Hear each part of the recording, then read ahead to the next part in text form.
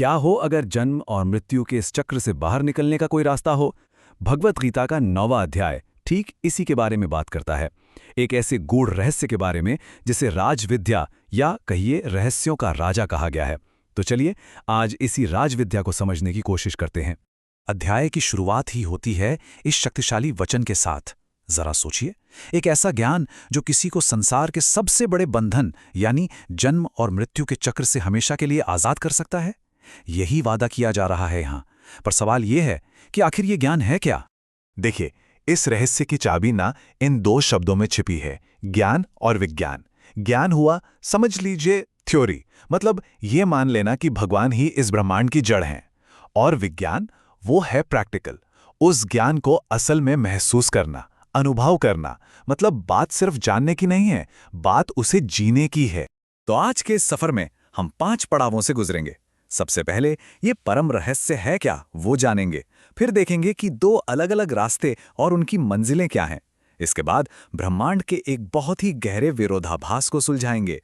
फिर समझेंगे कि अलग-अलग पूजा से क्या हासिल होता है और आखिर में इस पुनर्जन्म के चक्र को तोड़ने का तरीका क्या है। तो चलिए शुरू करते हैं पहले सवाल से। आखिर ये परम रहस्य किस समस्या का हल है। देखिए, ये कोई छोटी मोटी परेशानी नहीं है, बल्कि ये हमारे वजूद की, हमारे अस्तित्व की सबसे बुनियादी समस्या को सुलझाने की बात करता है।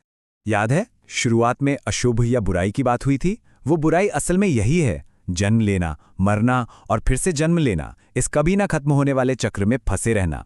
ये एक ऐसा चक्रव्यूह है जो घूमता ही रहता है और इससे बाहर निकलना ही इंसान का परम लक्ष्य बताया गया है। अच्छा, अब आते हैं इस अध्याय के एक बहुत ही दिलचस्प हिस्से पर। यहाँ 2 तरह के लोगों की बात की गई है, 2 अलग-अलग सोच की। एक तरफ वो हैं जो इस रहस्य से अनजान हैं और दूसरी तरफ वो जो इसे जी रहे हैं। ग्रंथ में इन्हें मूढ़ बुद्धि और महात्मा कहा गया है।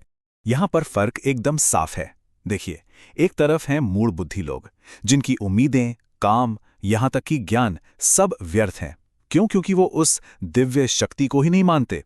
और दूसरी तरफ है महात्मा, जो दैवी प्रकृति को अपनाते हैं, जो जानते हैं कि इस सृष्टि का मूल कारण क्या है और फिर पूरे मन से बिना भटके उसी की उपासना करते हैं।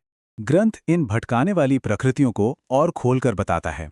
आसुरी यानी स्वार्थ से भरी इच्छाएं, राक्षसी मतलब जब वो इच्छा पूरी ना हो तो उससे पैदा होने वाला गुस्सा, और मोहिनी यानी इस सबसे पैदा होने वाला भ्रम या मोह। और ये तीनों मिलकर इंसान को सच्चाई से मीलों दूर ले जाते हैं। चलिए अब उस गहरी फिलॉसफी को समझते हैं जिसे महात्मा लोग जानते हैं। ये एक ऐसा विचार है जो पहली बार सुनने में एक पहेली जैसा लगता है, एक दिव्य विरोधाभास। ग्रंथ कहता है कि भगवान अपने अव्यक्त रूप में इस पूरे ब्रह्मांड में हर कण में मौजूद हैं। और फिर तुरंत ही ये भी कहा जाता है कि वे इन प्राणियों में स्थित नहीं हैं। तो सवाल उठता है कि ये दोनों बातें एक साथ सच कैसे हो सकती हैं। कोई चीज हर जगह भी हो और फिर भी उन चीजों में ना हो।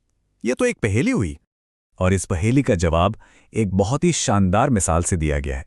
सोचिए, विशाल और शक्तिशाली हवा हर जगह घूमती है, पर रहती हमेशा आकाश के अंदर ही है। लेकिन क्या आकाश पर हवा का कोई असर होता है? नहीं। ठीक उसी तरह सारे प्राणी भगवान में ही हैं, पर वो उनके कर्मों या स्वभाव से बंधे नहीं हैं। वो सबका आधार हैं, पर हर क्रिया से परे हैं। अच्छा, तो इन अलग अलग तरह की सोच का नतीजा क्या निकलता है? चलिए अब इसके प्रैक्टिकल पहलू पर आते हैं। किसकी पूजा की जाती है, इससे मंजिल कैसे तय होती है? इसका जवाब बिल्कुल सीधा है। जिसकी पूजा होती है, मंजिल भी वही मिलती है। जो देवताओं को पूजते हैं वो देवताओं तक जाते हैं, जो अपने पितरों को पूजते हैं वो पितरों तक पहुंचते हैं। लेकिन जो सिर्फ उस एक परम सत्ता की उपासना करते हैं वो सीधे उसी को पा लेते हैं। तो फिर ये अलग अलग मंजिलें क्यों? वजह क्या है?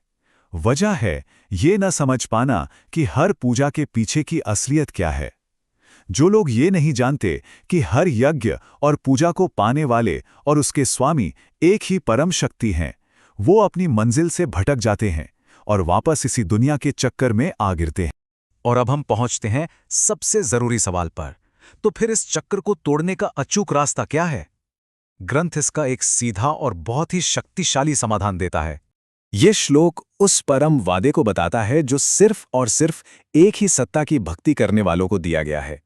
इसमें दिव्य सुरक्षा और सारी जिम्मेदारी उठाने का वादा है। पर यहां इस्तेमाल हुए दो शब्द, योग और क्षेम, इनका असली मतलब क्या है? योग का मतलब है वो सब कुछ देना जिसकी जरूरत है पर जो पास नहीं है।